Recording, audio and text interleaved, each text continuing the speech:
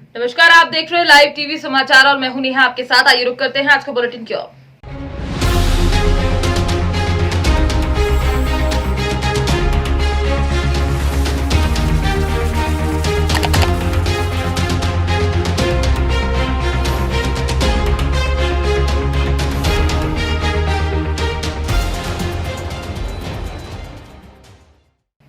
जनपद अयोध्या के विधानसभा गोसाईगंज में सपा कार्यकर्ताओं ने अपनी पार्टी के मुखिया अखिलेश यादव का आदेश मानकर डोर टू डोर कैंपेन शुरू कर दिया है। 300 यूनिट फ्री बिजली को लेकर की गई घोषणा के बाद घर घर जाकर फॉर्म भरवाने की सलाह दी।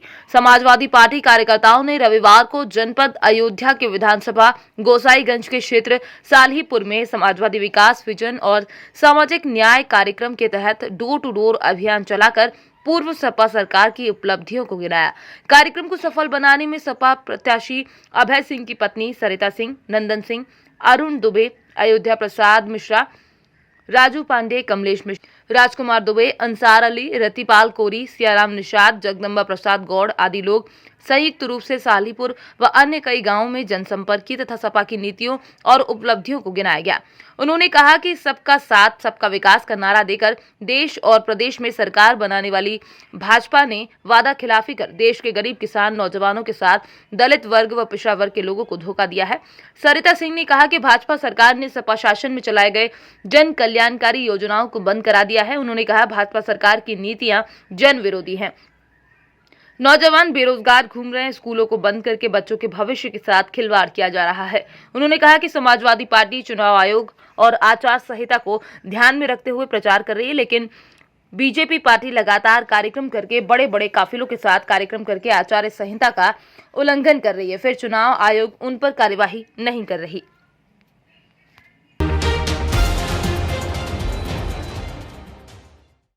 कोंच जिला अधिकारी प्रियंका निरंजन एवं एसपी रवि कुमार ने रविवार को अधिकारियों की पूरी फौज के साथ नदीगांव क्षेत्र में जाकर चुनावी तैयारियों का जायजा लिया। उन्होंने मध्य प्रदेश से लगती अंतर्राज्यीय सीमा पर लगाया गया बैरियर देखा और स्थानीय प्रशासन को सतत निगरानी बनाए रखने के निर्देश दिए। उन्होंने गौशाला, पोलिंग बूथ के अलावा वैक्सीनेशन बूथों का भी निरीक्षण किया। रंजीत के डेरा में बनी गौशाला में सिर्फ एक मवेशी देख डीएम की भौहें तन गई, जिस पर बताया गया कि मवेशी चरने के लिए गए हैं। गौशाला में गंदगी देखकर डीएम भड़की, सचिव को फटकार लगाते हुए साफ सफाई कराए जाने के निर्देश दिए। विधानसभा चुनाव के लिए 20 फरवरी को होने वाले तीसरे चरण के मतदान की उल्टी गिनती के बीच जिला प्रशासन पूरी मुस्तैदी के साथ चुनावी तैयारियों का जायजा लेने में जुटा है, ताकि अगर कहीं कोई कमी पेशी हो तो समय रहते उसे दुरुस्त कर लिया जाए। डीएम प्रियंका निरंजन एवं एसपी रवि कुमार ने रविवार को नदी गांव के जिला पंचायत स्कूल में बनाए गए पोलिंग बूथों को चेक किया, जहां फिलहाल व्यवस्थाएं दुरुस्त मिली। इसके बाद अधिकारियों के काफिले ने मध्य प्रदेश बॉर्डर पर जाकर स्थिति को देखा। गिदवासा रंजीत का डेरा में गौशाला देखी, जहां केवल एक गाय देख डीएम ने नाराजगी दिखाई। इसके बाद अधिकारियों ने ग्राम अखनीवा में पोलिंग बूथों और वैक्सीनेशन शिविर का भी निरीक्षण किया। ग्रामीणों से बातचीत कर उनकी समस्याएं जानने की कोशिश की और मतदान करने के लिए प्रेरित किया।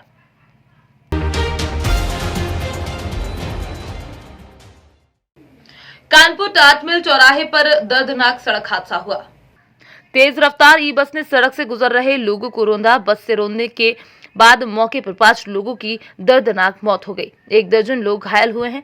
सभी घायलों को पास के निजी अस्पताल में भर्ती कराया गया है। बाबूपुरवा थाना क्षेत्र के टाट मिल चौराहे की ये घटना है।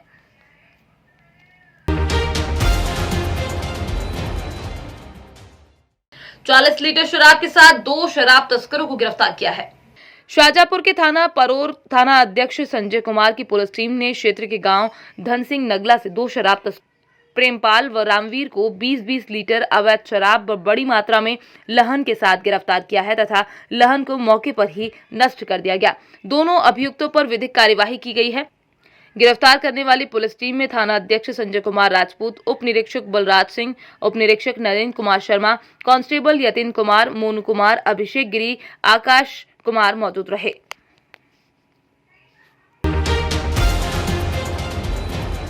चित्रकूट बियावल घाट में बालू माफिया की मनमानी नदियों में मशीनों से अवैध खनन कर रहे हैं। जनपद चित्रकूट के महू तहसील अंतर्गत बियावल घाट से बालू माफियाओं पर कार्यवाही के मामले में खनिज विभाग नाकामयाब साबित हो रहा है। अब तो राजस्व विभाग, पुलिस विभाग ने भी इन रेत माफियाओं की तरफ से अपनी नजरें हटा ली हैं।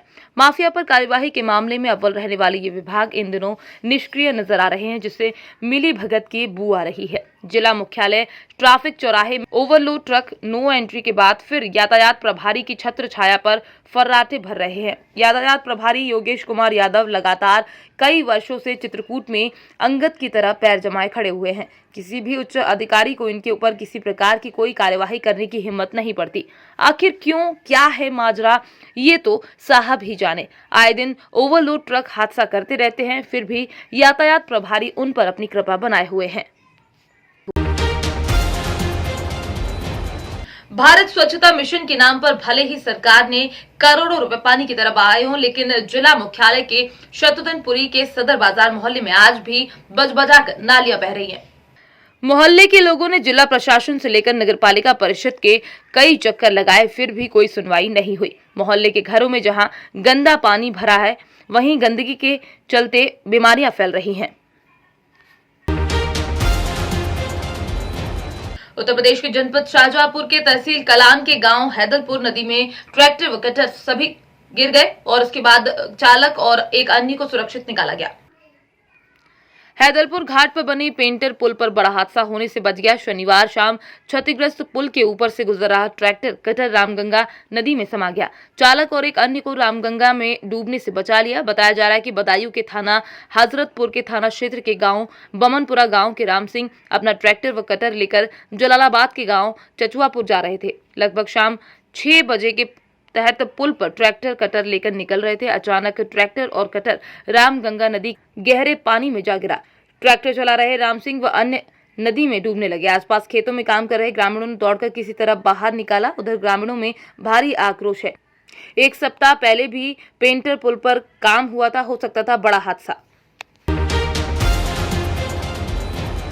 नियमों को ताक पर रखकर पोकलेन मशीन लगाकर खनन किया जा रहा है, जिम्मेदार बेखबर है। चित्रकूट जिला के भरतकूप थाना क्षेत्र अंतर्गत ग्राम पंचायत गोंडा के मजरा बिंदर पुरवा के नानखंड संख्या 715 में इन दिनों नियमों को ताक पर रखकर दिन दहाड़े अवैध खनन किया जा रहा है, जिसकी जानकारी खनिज विभाग को भी है, लेकिन कार्यवाही की जगह चुप्पी साधे हुए हैं।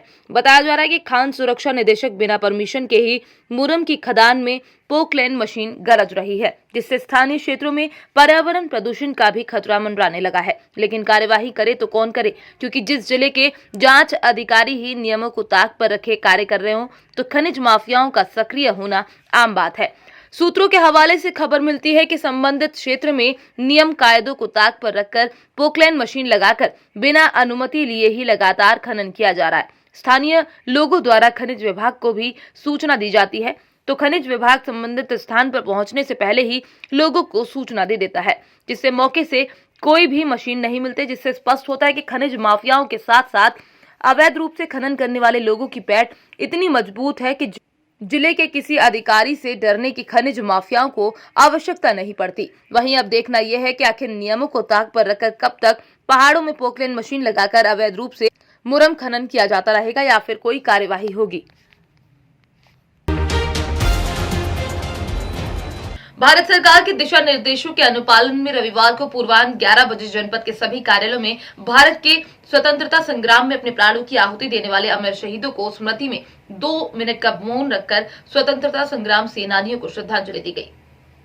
इस अवसर पर आयुक्त कार्यालय में आयुक्त देवी पाटन मंडल MP अग्रवाल तथा कलेक्ट्रेट में DM मार्कंडेय शाही, विकास भवन में CDO शशांक त्रिपाठी की अध्यक्षता में श्रद्धांजलि सभा का आयोजन हुआ, जिसमें अधिकारियों कर्मचारियों द्वारा मौन धारण कर श्रद्धांजलि दी गई। इसके साथ ही जनपद के सभी तहसीलों विकास खंडों में भी 2 मिनट का मौन रखा गया।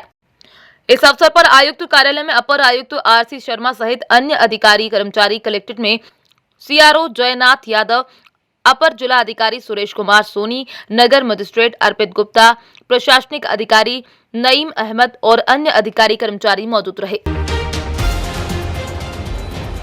आज के बुलेटिन में फिलहाल इतना ही। बने रहिए लाइव टीवी समाचार के साथ। नमस्कार।